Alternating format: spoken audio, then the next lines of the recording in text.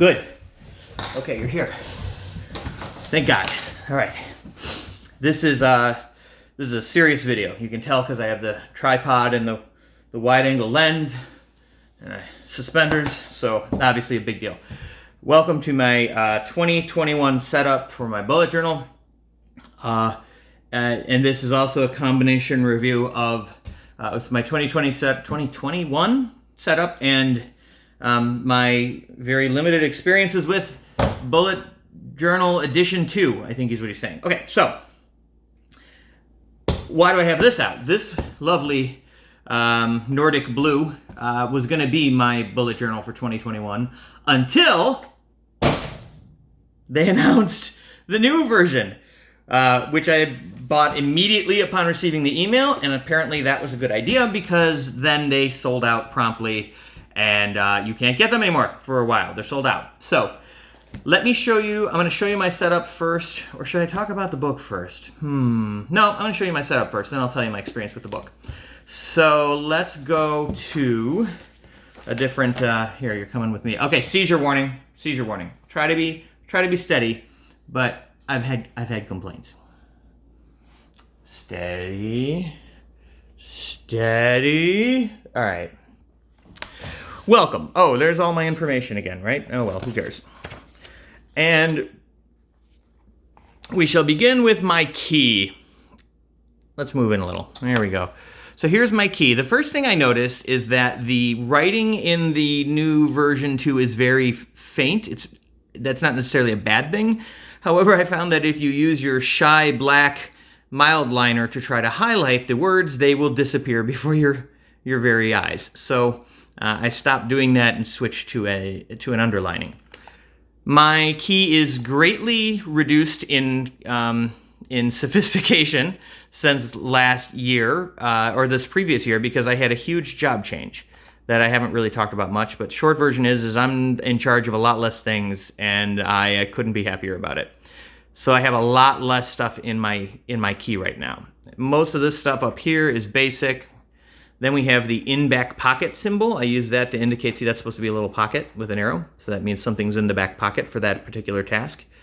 Routines are an addition I made to my future log this year, which I will talk about. Waiting for is a particular collection where I put things I'm waiting for. So if something gets migrated to the waiting for list, I will use that symbol to indicate that's where it went. This means go check your starred email, my Gmail account. That means there's an email in there because now with my new job, I only have one email account. Oh my God, it's so good. Sorry. And then I stole this from someone or borrowed it or was graciously given, your choice, semantics. Someone on the Minimalist Bullet Journal group said that whenever they have to pay a bill, instead of writing pay, they just use the $sign. And I like that idea, so I want to use that. Next page in the new edition 2 is the intentions page. So I broke it up into 2 sections. I have the things I do want, and I have the things I don't want. So sometimes they are opposites of each other, but whatevs. Okay, and so I wasn't really sure what I was going to do with this page, so I was glad I was able to decide on something. All right, we've got the basics of my index starting up. I like the headings with just the shy black line underneath. So we got our future log. It was me using my new E. I can't tell you how quickly I stopped using that that new E. I don't know. Now I'm even thinking about using lowercase letters. It's crazy, I know. Anyways, so future log and routines, my someday maybe list, which is also kind of a part of the future log. I'll get into that. Waiting for my realizations, my weekly template, and my first month. That's it for my setup. I don't set up months in advance because I go back and forth between what kind of monthly format I like. So plenty of room now still for more index, a solid 4 pages of index. All right, here is my future log. Here's what an Alistair method future log looks like. So this journal is going to be starting in January, which means I don't need a January future log. It's going to start in February, and this page is going to cover 6 months. Each month at the top has a column because that means I need something to use as a reference. Okay, so that means like for July, any items that are due in July, I can put a dot in that column, and then move over a space and put the day of the month and what needs to be done. Sometimes I think I've seen people put the number of the day here, like put the actual date in the column, but I don't like that because then it looks wonky when I go to my, to say, okay, I've moved this into the monthly log. I'm putting like a migrates thing on top of a number and it looks all wonky. And you know me, I'm all about the sexy bujos and making them look good.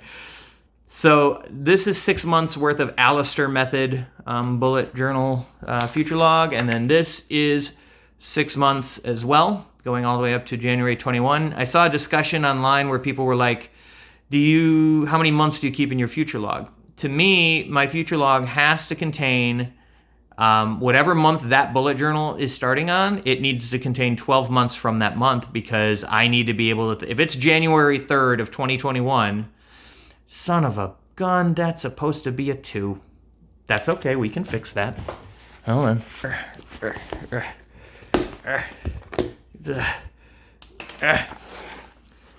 You saw it here, folks?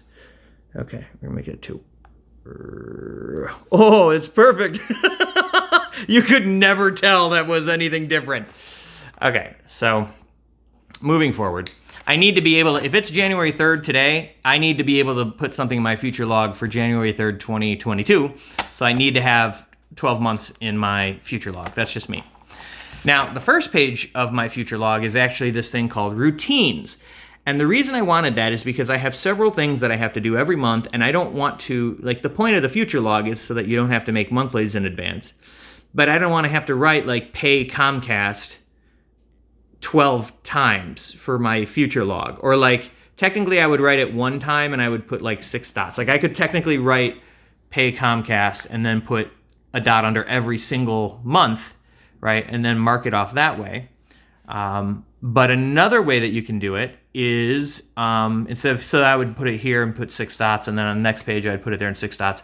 A lot of people, when they're doing an Alistair method future log, they're going to use all 4 pages of the future log, so they're only going to have 3 months per page.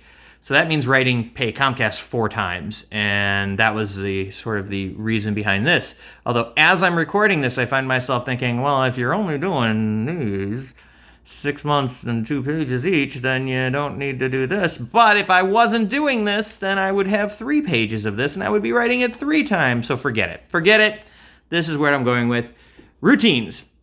So this is pretty much a future log, but instead of saying like what month I have to do it, I just put the bullet under whether it's a monthly, a weekly, or some other. And I actually don't use a bullet. I use that little arrow symbol that you saw in my key. That's my routines icon. It could be a bullet, but I'm all about the sexy bujo. So I would put a little arrow there, and then I would put over here the day of the month and $ Comcast, right? Thanks to whoever said to use the $ for pay. And then that way, at the beginning of every month, I just go back to my routines and I look to see which things need to be moved in. So like put out the garbage would go under weekly. I replaced the filter in our fridge every 3 months. So under other, I would actually put like every 3 months and then change water filter, and then I keep an eye on it. So I know I did that this month. So I don't necessarily need to, I could go either way. I could either just check to see when I did it last, which is a thing I want to add to my journal. I was talking to Jenny about that last night. I think a when did I last is a great idea.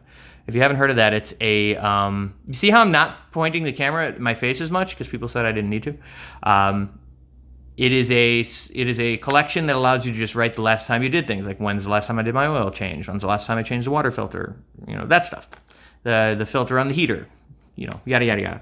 Anyways, if it's something other than monthly or weekly, I'll put it in this column. But this is a nice way to consolidate all the routine things that happen over and over again and not have to rewrite them in my words. Future log, right, I need that. And then the last page of my future log I use for my someday maybe log. And this is a future log for things with no date. This is stuff I want to do someday, maybe. So that's where this stuff would go. And I do have some stuff that belongs in here, but I didn't start putting it in yet, mostly because I didn't think of it when I made it. And so yeah, that's the only reason I have no excuse. So so you can see this is what the future log looks like with the shy black, and there you go. That's my someday maybe with the shy black. I apparently I called it shy gray in my last video, so that was a sin. All right, waiting for list. I only use one spread. That's enough for me these days for a waiting for list. So it has who I asked, what I asked for, when did I ask them, and is it done yet? And so I would put a date here. Like if I order something, then I'll put the date that I ordered it here. And when I receive it, I can put it here. Or if it becomes irrelevant, I just cross it off. But this is a great way to not have to remember stuff that I ordered or things that I asked people for. I used to be, I used to have a hoity-toity job where a bunch of people reported to me. So I tended to use this a lot, like a lot. Possibly for emails. Although I will say, by the way, if you're not condemned to use Outlook, if you use almost any other email application, you can also use the snooze feature on an email and just say, go away for X number of days, and then it will reappear in your inbox on a certain day to remind you to check on it. That is an excellent little hack that doesn't require a collection in your bullet journal. Anyways, 2 pages for that. All this is drawn with my Tombow Mono, which, by the way, if you use it left-handed, it is upside down. So like this, like a right-handed person would see it. Tombow Mono. Okay, moving forward. Okay, we have my realizations, which is just a page where I write things that I need to remember to be true about myself. You'll see I was trying to use my new E's in here. I just don't know if I'm going to stick with that. But this is also a lot shorter because once I quit the job that I really wouldn't admit to myself that I didn't like, there were all these things I didn't have to worry about anymore, like, procrastination and failing to do work and being resistant. All that went away when I started liking my job. So the more you know. All right, and then we have our weekly template. A lot of you guys have probably seen this before. This is what I use as a framework for my weekly planning. So I don't use weekly spreads, but I try to do weekly planning. I am not in any way consistent on that. Boop, boop, ba-doom, wow. Oh, did you see my GoldenEye watch? That was pretty cool, right? Okay, focus. Anyways, weekly template. These changed since I changed positions. I have different, I also finished my grad program, which means I don't have student or administrator or supervisor as roles in my life anymore. Now I have clinician. And these 3 stayed the same, and then this is sort of like a consolidation of stuff. Then, for each week, you're picking something for each. I'm just going to, what I'm going to do? You can just pause the video if you want to actually read this. Let's see how far out I can. Here, I'll do this. Okay, pause there. You can read that. You got that? Okay, and then I'll go down here. You pause there. You can read that. There you go. Moving on. That's my weekly planning. I didn't make this up. This came from Stephen Covey's book, 7 Habits of Highly Effective People. This is the only agenda page I have in my book right now. An agenda page is a place where I write things that I want to remember to talk to someone about. So Nick is my supervisor, a clinical supervisor, and if I have questions about the practice or how to do things or how he does things, I can just make notes here, and then instead of like bombarding him with text messages or emails, I can have them all here, and the next time, whenever I see him, I can be like, you there, you, haha, and I can see the thing. So I'm going to give myself plenty of room for that. And now, here we go, my monthly spread for January 2021. And the reason I'm excited about this is because I used the materials provided to me by this fancy new Bullet Journal Edition 2. Okay, so you'll notice that I used the stickers that come with the bullet. Which stickers am I talking about? I'm glad you asked. It just occurred to me that maybe there's some of you who have not seen these stickers. So let me show you. So the new bullet journal comes with, now we're starting to get into review territory. It comes with a sticker for all the months of the year, and it comes with stickers for days of the week, and it comes with stickers for days of the month. So each one of these has 31. You just trim it down to what you need. This has enough days. So look, you have like 1 Monday, 2 Monday, 3 Monday, 4 Monday, 5 Mondays, and then technically a 6th Monday. Plenty of space, I think, for whatever month you may find yourself in. There's enough days of the week. So I trimmed mine down a little bit. You also have these little lightning bolts and circles, but I'll get back to that in a second. Okay, here we go. Where are you, January? All right, so I used the January stickers with my Shy Black there, and I went with a Frankenlight this month because I wanted to use those stickers. So you can see that they look pretty nice, actually, right? Like, here, let me wide out here, so you can see this a little better. So the stickers look pretty good. They, I guess now looking through the camera, they look like they're a slightly different color than the page, but it doesn't look like that in real life. So I was able to just use the days of the week and the weekdays of the month and put them right there next to each other. I did overlap a little bit. It's probably just me and my motor skills, but I had a hard time really lining up these two stickers right next to each other. They're sneaky. They'll trick you. And this is a Frankenlog. This is the lighter version that is called a Frankenlight. And the way this is used, I'm sure you've heard of this before, so I'll try to be brief. The days of the month are here, like, each row is a day of the month, and there's lots of space. So if I want to schedule something for the day of the month, I write it over here, and then I give it a letter of the alphabet, like an A. And then I put that A on the day of the month that it's going to happen. I like this because that means I don't have any blank spaces here that get wasted. Like if you use a regular monthly spread on a given day of the month, you might have nothing. And if you have nothing, then that line is wasted. Other days you may need 2 lines and you don't have them, but you have a blank line over here because you didn't use it. It's the worst. So this allows you to make sure you use all of this space, and it gives you room for plenty. What is that? 1, 2, 3, 4. It looks like 6 or it looks like 7 per day, which is more than enough. But the other nice thing too is that if you have a repeating task like take out the garbage, I could write A, take out garbage, and then just write the letter A on every Thursday, and I only have to write it one time. Pretty sweet. It's also good for things that occur at irregular times, like I can't give a single example, but maybe you're in business and you have to do something every 8 days. Who knows? So you could write B, and then thing that needs doing every 8 days, and then you can just put a B every 8 days. So that's kind of nice. Each of these larger boxes is a week, right? So Monday through Sunday. Look at that. I've converted. I'm on Monday through Sunday. Thank you very much. And then the Shy Black boxes are for habit tracking for each day of the week. So each day of the, month has a box, and then down here there's a key. And you can track up to 4. Really, you could do 5 if you wanted to add a little dot in the middle. But so like sleep 7 hours is that # whatever. Meditate, create something, exercise, be a badass. So that's a star day. If I do everything, I get a star day. And I just realized this morning that I could totally use these little lightning bolt, to indicate my star days. Because let's face it, I don't get a lot of them, so that would work. And so each one of these boxes can take all of these symbols, and it's really easy to just train your brain. Like if you want to know how you did with sleep, to just look for that /. It's actually really easy.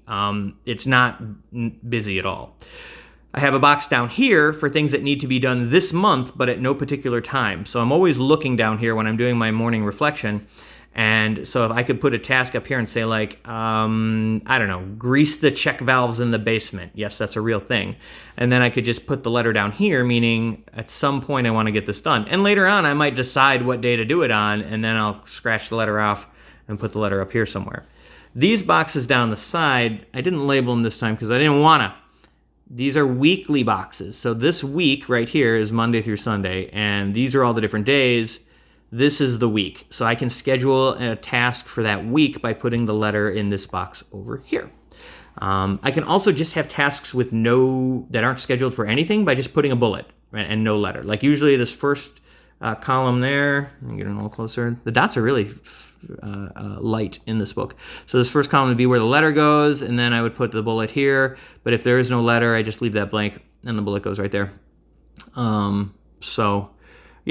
That's how I do my monthly. Now, let us review this new book, right? I'm going to do that as well. I just closed it like it was Masterpiece Theater. Da, da, da, da, da, da, da. Okay, I'm going to put this over here. I hope it's pointed at me. I hope you're looking at me. Is it in what? Oh, you guys are probably vomiting. I'm moving around too much. Okay, there we go. Widescreen. Sorry about that. Sorry. Okay, so let me review this book. It is, so far, from my very small and humble amount of time that I've spent with it, it is a good book. If you open one of the current Leuchtturm bullet journal books and just rub your hand on the page and then rub your hand on this page, it's different. You can tell that there's a difference. This feels smooth, as I said before. And it is obviously much thicker. It's 50% thicker. And I do like that. I think that that's going to make a big difference in relation to ghosting. Actually, I might be able to show you. I don't know if you'll be able to see, but we're going to try. Let's see. So here is a monthly in my old bullet journal that's ghosting through. Okay, so there's ghosting on the old one. And then here's the back on the new bullet journal. So it's definitely a lighter ghosting. I like that the dots are sort of gray. They're less dark than they were in the old book, which I think is a good thing. I think people are going to appreciate that. I appreciate that. However, I don't love that the titles are that light. And I understand that I might be asking too much for wanting to have like the titles be one shade and the dots be another, but I think the titles are too faint. I'm a little color deficient. Maybe that's why I only like black pens and shy black midliners, mild liners. But I think that part is, that's okay. The book feels very solid. The spine feels very solid. The quality that you expect out of a Leuchtturm is here. The pocket is made with the very nice sort of, I don't know, linen fabric here that makes it extra sturdy. I like the black accents all around. I think this is a neat idea that they took all of the stuff that used to be like instructions in the back of the bullet journal. So in the OG bullet journal, you had like the last few pages were dedicated to how to bullet journal. And this has then been removed from the book and put into this little pamphlet, which I have every intention of reading parts of on camera as if it was Masterpiece Theater, now that I made that music noise. But there's two reasons I think that this is a better idea. One is it really feels like its own thing, and it has illustrations, and it's just more comprehensive. The other reason is that you could take this out and give it to somebody. Like right now, I have no idea what to do with this. I've already read it, but once I make my video where I sit in a chair and read it like a fancy man, I will have no need for this. I will probably set it aside in hopes that I run into somebody who I think would benefit from the mighty words of our Bujo prophet, Ryder Carroll, and I will give it to him. But until then, it's just going to hang out. I did notice that its presence in the back of the book left there's almost like a little gap there from where it used to be. I shouldn't even mention that. That's not a big deal. What I do think is a big deal, I love the addition of the stickers. I think this is great. I wouldn't want that to go away. However, I did notice that the inclusion of the stickers meant the absence of something else I'm used to seeing. Hold on, it might actually still be in this other book that I threw on the floor like a beast. Let me see I hope they're in here. That would be super handy for this discussion. Oh, they're not. The bullet journals, their official bullet journals from Leuchtturm have traditionally come with some stickers in the back, and they came in the pocket. I think they were in the pocket, and they are a sticker for the spine and a sticker for the front. 2 stickers for the front, 3 spine stickers, which means like one of these sheets will take care of you for a couple journals.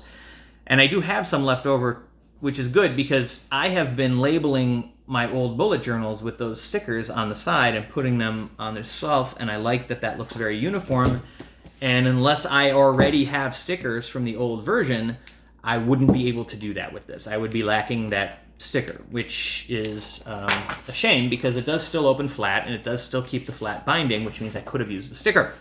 I wanted my stickers, Ryder! Sorry, I'm very sorry. I'm very sorry, don't be mad at me. Notice me, senpai. So I didn't like that part. I didn't like that mine is squished. It appears that at some point, either there's something weird about the way they put in the bookmarks, or my book, it just got squished. You can see that the corner is kind of squishy. And also that is visible throughout the book. Like every single page, every spread has the dented corners. I don't care because I will, with great love and adoration, annihilate my bullet journal because that's just how I am. To me, they are tools and they will do what I say and I will do what I want.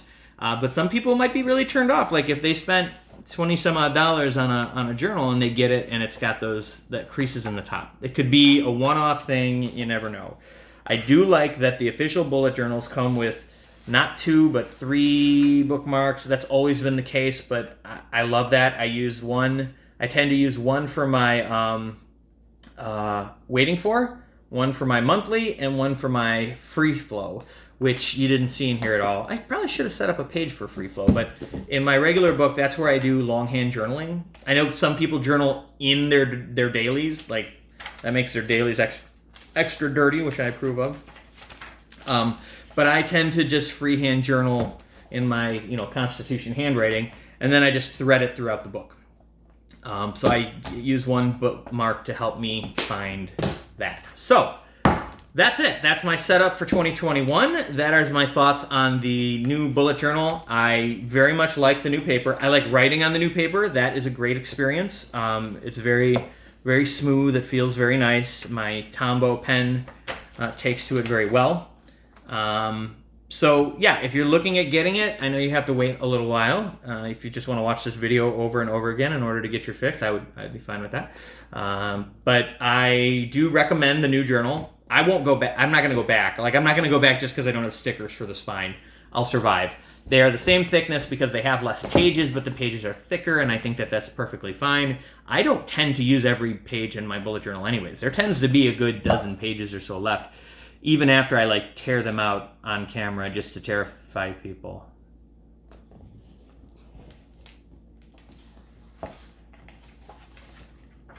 Maybe out of the back. Maybe this one. Or should it be this one? He wouldn't though, would he? Is that oh yeah, because this is right where the seam is. He wouldn't. He would, he would, right? Oh, God. He's a madman. Anyways, great book. Highly recommended. And that's my setup. And thank you very much. And that's all I have to say. This is like a 20-minute video. They just keep getting longer. I'll see you guys later. Bye.